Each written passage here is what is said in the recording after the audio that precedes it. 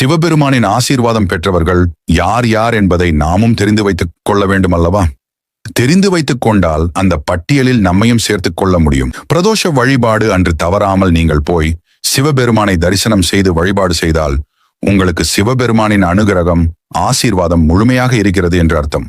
நம் கதை இன்றோடு முடிந்தது என்று நினைத்திருப்போம். ஆனால் அந்த விஷ ஜந்து நம் அருகில் வந்து கடிக்காமல் விட்டு சென்று இருக்கும். கடைசி நேரத்தில் தப்பி இருப்போம். இந்த அதிசயத்தை சிவபெருமானால் மட்டும்தான் நிகழ்த்த முடியும்.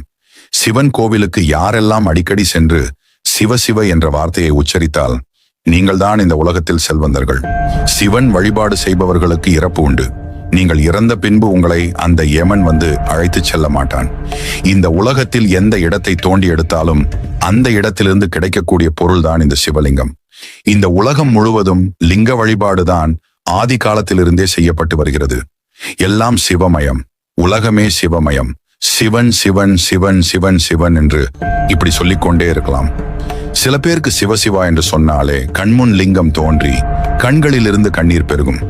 அப்படியெல்லாம் சிவன் வழிபாடு செய்யக்கூடிய பக்தர்கள் இந்த பூமியில் வாழ்கிறார்கள். சிவனை பற்றி சொல்லி உங்களுக்கு புரிவதை விட சிவ வழிபாடு செய்து பாருங்கள்.